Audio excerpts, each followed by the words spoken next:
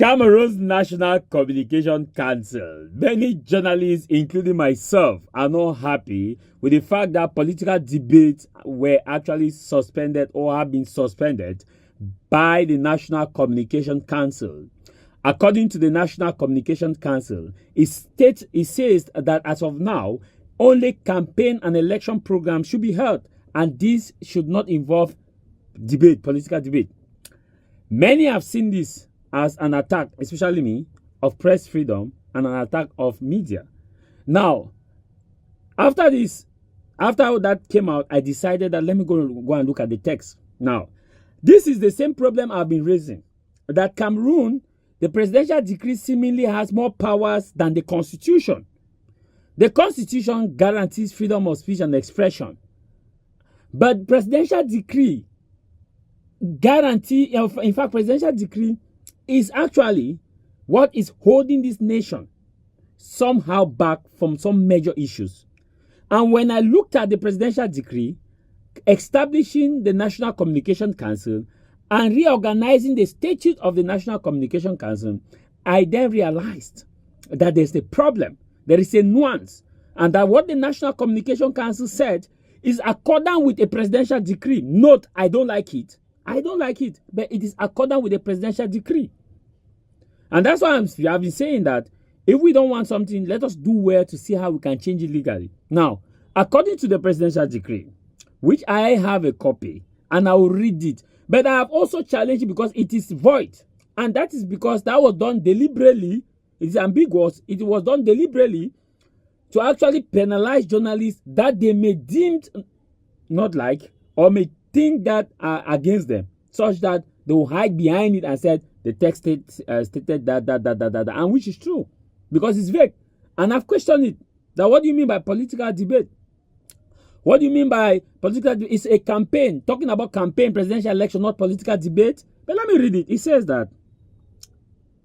Let me have a clearer vision of this one. It says, according with the provision of Article 11 of Decree number 2012/038 of 23 January 2012, which reorganized the National Communication Council, the council must ensure that all media comply with principles of transparency, journalism balance, and equity during election campaign. Per the provision of Article 9, Sub 2 of the Decree of 13 February 1992, laying down the norms and guidance of access of political parties to public audiovisual media communication services, which states that programs of political nature shall be suspended for the duration of the election campaign. The council advises editors of audiovisual communication services to suspend all programs of a political nature that have not been scheduled explicitly as election campaign program from the launch of the election campaign. Article 10 of the above decree also states that each candidate or political party shall be allocated a regular time in public audiovisual media communication organs for its electoral campaign. Now, I don't like this, but that is what it is in the presidential decree by President Pobia signed in 1992. That was laying down because the National Communication Council, there was Freedom of Mass Communication Law in 1990 by President Pobia that was launched, and further National Communication Council was established, and statutes keep changing and modality changes. And this was done prior to the 1992 presidential election. Now, I don't like it, but that is a law, and that is a decree, and that's not what the constitution. It is a decree. Presidential decree holds. It stands.